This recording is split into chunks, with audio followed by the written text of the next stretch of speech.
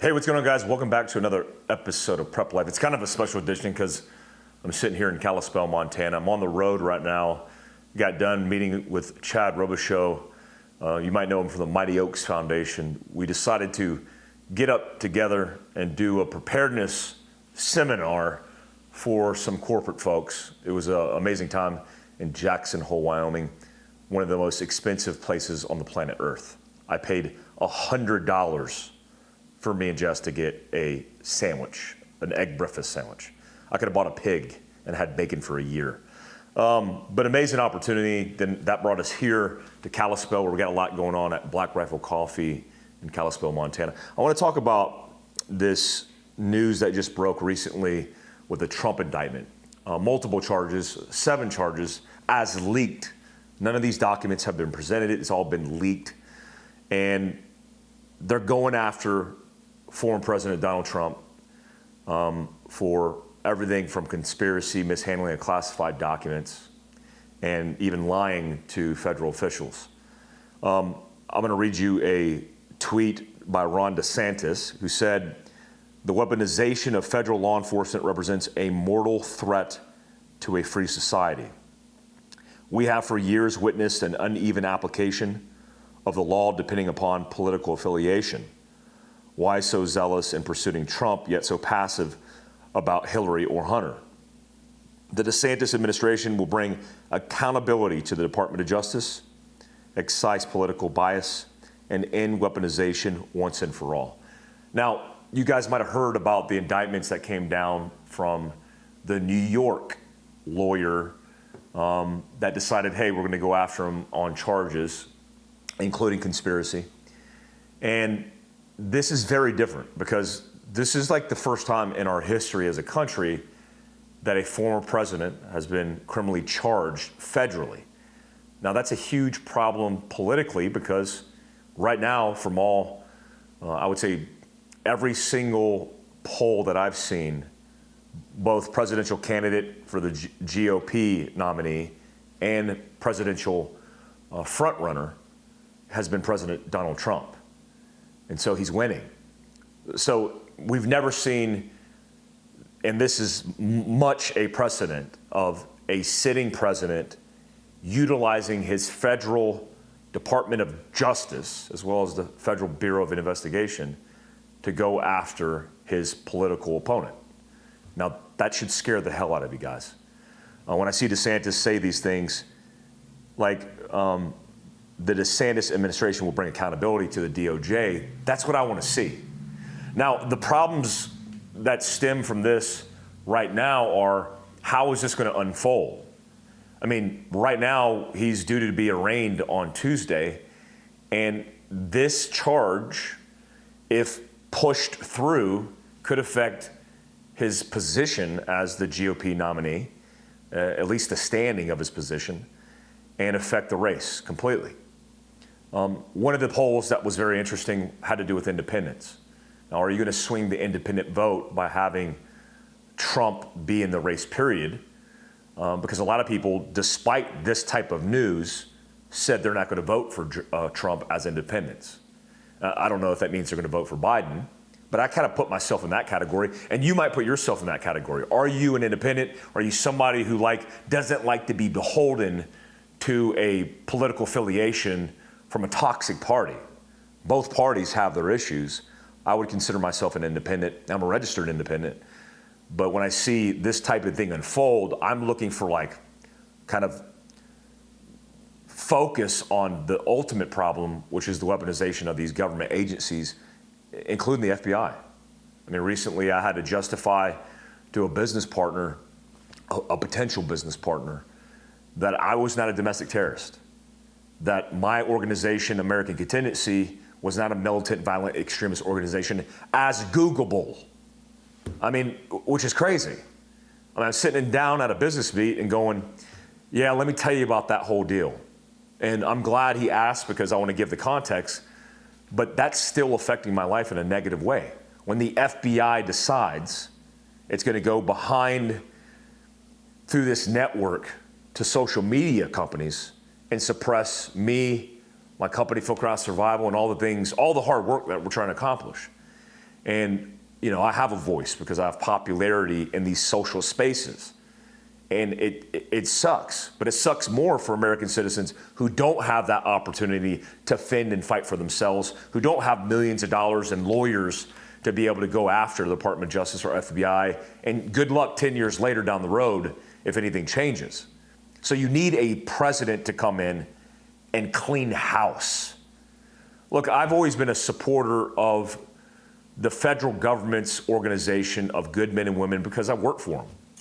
But when I see a CIA tweet and a CIA Instagram post, which uses the word CIA and then puts pride through the middle, and it's a picture of the headquarters building in Langley, it's a really good graphic design. Whoever did that, I'm impressed.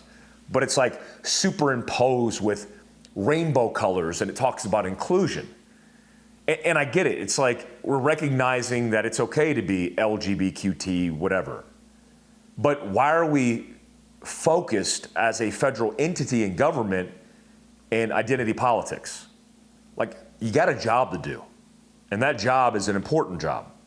So there's good people throughout our organizations, but I'm afraid at the higher levels of leadership, specifically the supervisors, and it's not everybody, but they're seemingly too far gone. And you need somebody to come in and clean house. Because right now, the government and these federal agencies have completely and utterly lost the trust of the American people.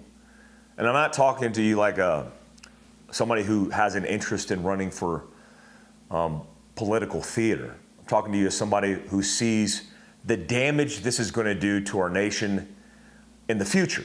I personally think 2024, you better start prepping for it. I mean, I was in Jackson Hole, Wyoming, talking to very accomplished people, I'll put it that way, who have an exorbitant amount of wealth, who will affect their worlds in positive ways. And they have the same concerns I have.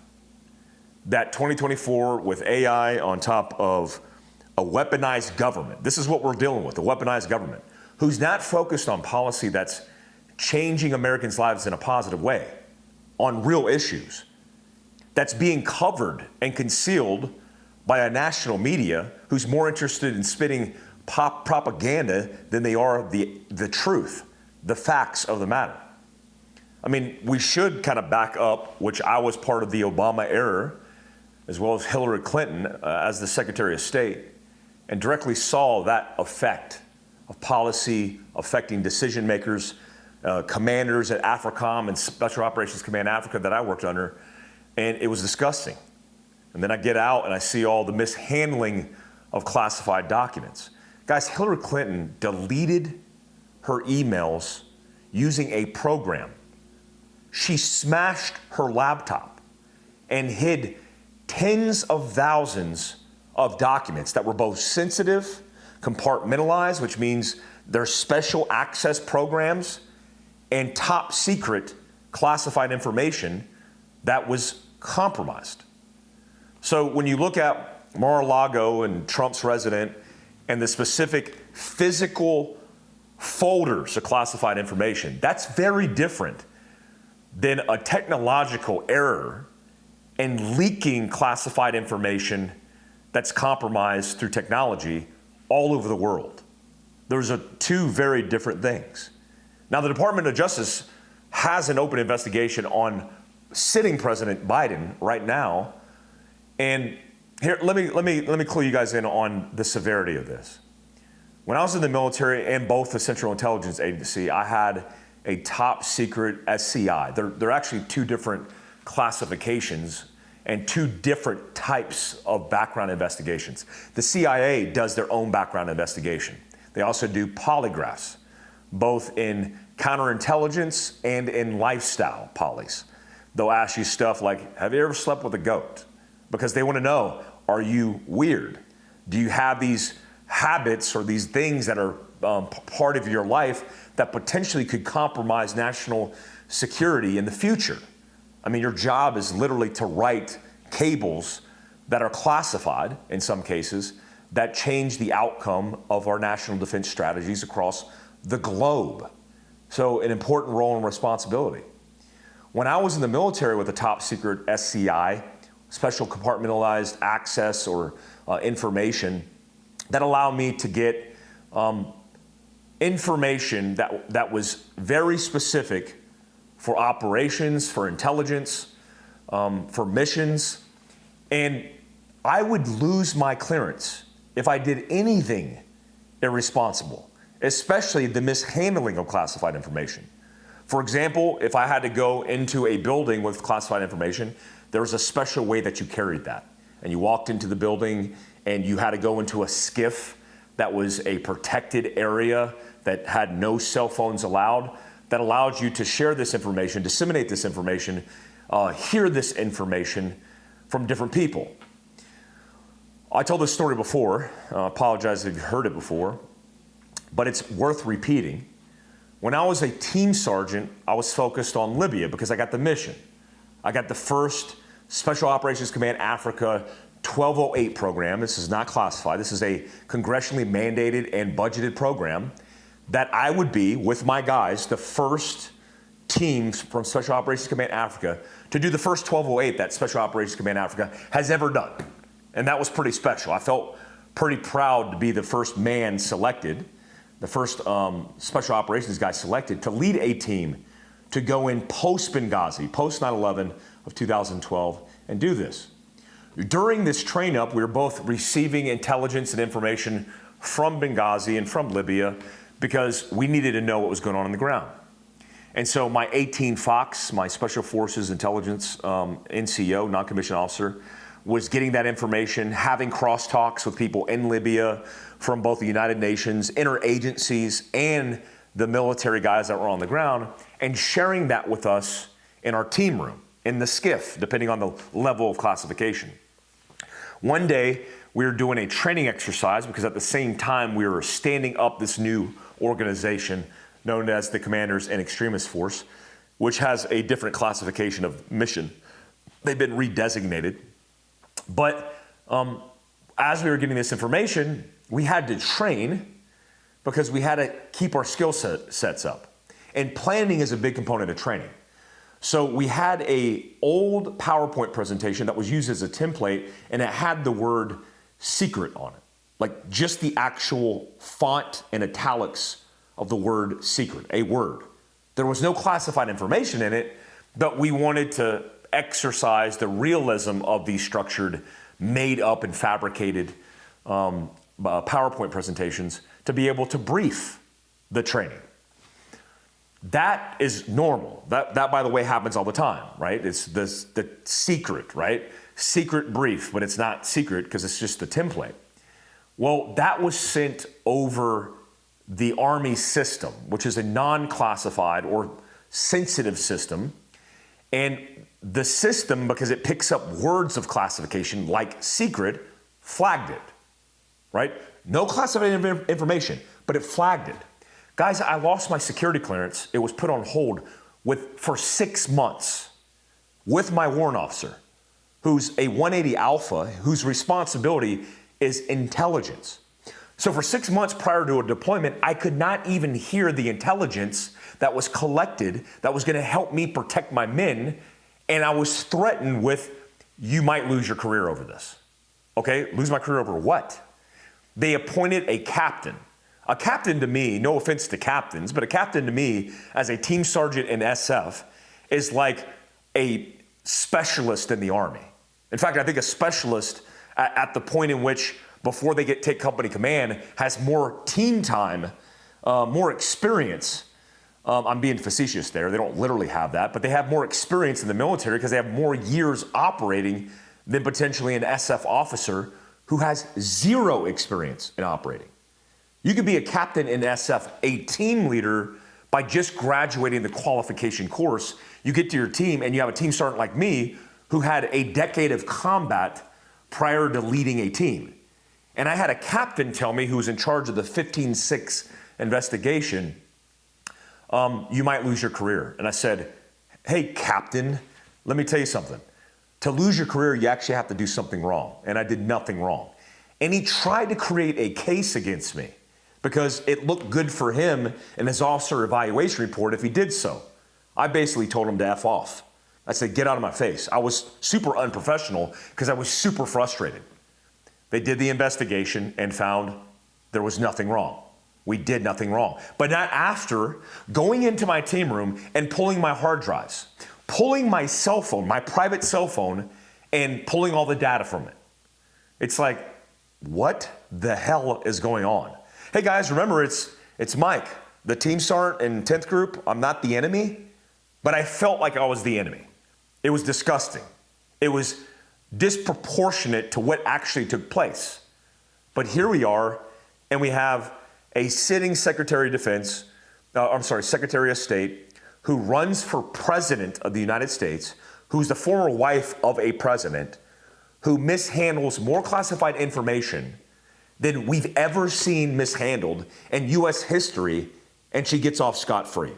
In fact, at her arraignment, you remember the Comey FBI, and after all this stuff came unglued, unhinged, they determined, yes, she had violated the law, but at their discretion, they weren't going to pursue charges.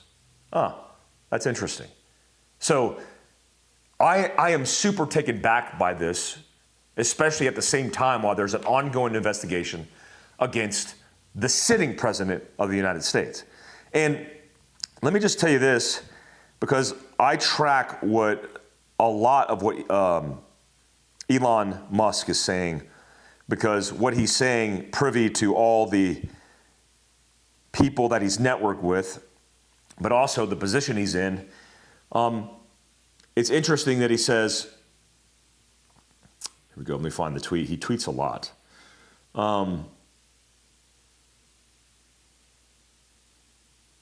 Wow, he tweets a lot. Lord have mercy. He's got a million tweets. Essentially, I'll paraphrase for you. He says basically there's a huge discrepancy between the right and the left and how they go after political opponents. And that's a problem. I mean, when Elon Musk, who is liberal, is saying that on an open forum, his own forum, where millions of people can see it, that's impactful. And we should pay attention to things like that. Anyways, how this is going to unfold, who knows? We don't know. It's too early. But already, Trump, as reported, has let go of his attorneys. They probably resigned, but man, we're in some slippery slopes here, because there could be a case, especially lying to the authorities, where he could get charged. He's already been charged. He could get convicted, and this could lead to very negative outcomes for our future. Guys, we need decency, honesty, and somebody that gets it to go into the president position and clean house. I haven't made my decision. I'm a fan of DeSantis. So far, so good. But I'm waiting for presidential debates. Oh, guess what? The Democrats aren't going to hold a debate, because never has the sitting president had to debate anybody, because he's the sitting president. But with the approval ratings that exist now, you have Newsom wanting to run for president of the United States, and people pushing him to run. Man, either way, I hope, whether it's Newsom or Biden, that we get some decency back into the president and back into the leadership role of the most important position in the free world. Let me talk about this. I just saw it. It just came to mind. I didn't even have it on the agenda today. But Tucker Carlson's back on Twitter. I'm a big fan of Tucker Carlson. I did his show before several times, both his late night shows. Was supposed to do his long form show before he got fired from Fox. And we're in talks with him now, potentially on getting on his new show, which he's committed to Twitter. Why? It's a place, according to him, for free speech. And he said openly in his last video, about 10 minutes long, that has hundreds of millions of views, that if that changed as a platform, he would leave. And I love that. I love that position. We need more Tucker Carlsons in private media telling the truth. It's one of the reasons why I set this whole thing up, why I started a Patreon with a plan to support this channel, which I'm very appreciative of Patreon members that support this channel. If you didn't know it, I have a Patreon account. It's patreon.com/Mike Glover. That's available down below, where we get to the underground, the nitty gritty, unfiltered, because I try to maintain some level of professionalism without being suppressed. But on that channel, I just keep it real. Not that I'm not keeping it real here, I just kind of cuss a lot. I'm just me without worried about suppression, because all these social media platforms are suppressing. Lastly, let's talk about the stabbing that took place in France. 5 children were injured and 2 adults were injured as well, and he went on a stabbing spree. This is what happens in a so-called free society when you disarm the sovereignty of your citizens from defending their life. You don't have enough time because you are your own first response. If a person comes on a playground to stab your child's likely going to be stabbed if you've been disarmed from your government. It's one of the benefits, I think, of America, including the constitutional stance on allowing us to arm ourselves and balancing the powers of tyranny, because as a superpower, whether it's a foreign adversary or a radical government, we're in a position to protect and defend ourselves. And that's important. With all the armament, there should be no limitations on that, except for, hey, you need to be law-abiding. So if somebody was on that playground and had the wherewithal to defend their life in America, that would have ended that really quick, right? We would have had a law-abiding citizen defending human life, and that's what we should be doing for each other as responsible citizens. But in France, you have no rights. I mean, you have a right to go to the coffee shop, talk poorly about Americans, eat your baguettes and do your thing, but you really don't have any rights. And when would you think that you would want to be like Americans? When the worst case scenario has unfolded. Let's take it back to 1941 to 1945. Let's take it back last week. Not only was it my book launch, but more importantly, it was D-Day. And did we celebrate that? No, we didn't. It was celebrated in Normandy because there's a lot of French men and women who remember that. I mean, they're elderly and they pass it down generationally, and they celebrate the freedom that was preserved by the sacrifice of a coalition of American patriots and other countries that stood together. Now look at you. Look where you're at right now. And so in the worst case scenario, when Russia invades the rest of the theater and America comes to your rescue, only then would you realize, hey, yeah, it is important that we maintain constitutional rights and preserve that power to the people.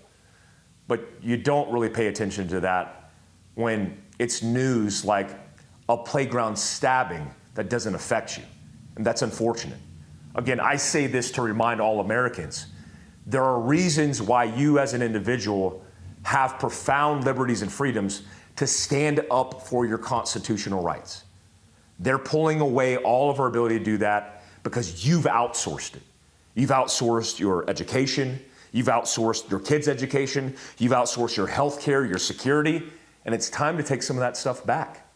This isn't a go to war speech. I'm just letting you know that I'm working on that. You know, the Firebase Fieldcraft concept might come to fruition really soon. We're already moving in July and August to Provo, Utah, with 19,000 square foot of building resilience every single day with our tribe, and jujitsu and physical fitness and health and wellness, and providing education. A lot of that education is free. Yes, we're a business. We need to survive. But also it's important to give back every Wednesday, responsible citizen. And we hope to do that across the country because that's very profound and very important. But more important to that is your individual responsibility to do something about it in your own life. And I feel like this is like an infomercial or something, but I feel very passionate and purpose-driven about this specific message because I feel like we're fading away. We're losing it. This isn't the same country I grew up in. I don't even recognize it anymore, and that makes me profoundly sad. There is recovery. There is preventative measures that we could put in place right now, and it's not too far too gone. Lastly, I want to say thank you so much for your support on the book Prepared. I hate talking about it because I know you guys get tired of it, and some of you guys don't. Some of you guys love it. I know some of you guys get tired of it. I didn't want to talk about it on D-Day because I think D-Day is more important. I did a post on D-Day. I didn't do a post on preparedness. D-Day is more important than a book that I wrote. But as we start looking at the numbers of how many people have picked up the book and all the feedback that I'm getting now, that's pouring into my emails where I can't even keep up, I'm amazed by the support, and I'm very humbled and very grateful. Guys, we have the numbers right now to hit the New York Times bestselling list. I don't know if that's going to happen. The only reason I don't know what's going to happen is because other people who have had successful books on conservative topics, which I would assume preparedness is looked at as a conservative topic, have been pushed out off that list. Why is that list important? To me, absolutely, I want to see it hit that list because it means we are messaging broader than we would without it. Because I don't care what political affiliation you have. If you're an American, you're important to me, right? I don't care what it is. I want to have the conversation with you about preparedness. That's why it's important. So if you haven't picked it up, it's available. You guys probably hit it in the link below. Get it on Amazon. Support your local bookstore. Went to Barnes & Noble today. It was in new nonfiction, which is really cool to see.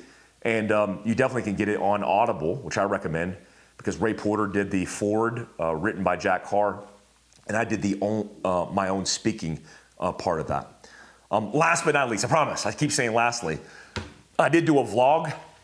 I've convinced my media guy, John, that vlogging in the simplified form is the way that we could potentially tell the story that's going on in our own backyard, almost in real time. There's a slight delay because it's got to get edited and got to get put up. But I've started doing my little vlog simplified on a phone. It's a high quality phone. You can hear me really well. But I'm doing that in order to share the story of all the amazing experiences that I have with amazing people across the country. I just did one. I filmed it with Josh Smith. I stopped by in his place outside of Missoula, ironically called Frenchtown. Stopped by his place, did a little tour of his shop, and did a podcast with him, which will be released soon. But I want to continue to do that. I'm going to do it tonight at my preparedness seminar in Kalispell, tomorrow at my personal security class in Kalispell, tomorrow afternoon at my book signing, and then on Sunday at my leadership seminar with Andy Stumpf and Jared Taylor from Black Rifle Coffee. Guys, I appreciate you guys. I hope you have a good weekend, and I'll see you next week. Off to the underground. Later, guys.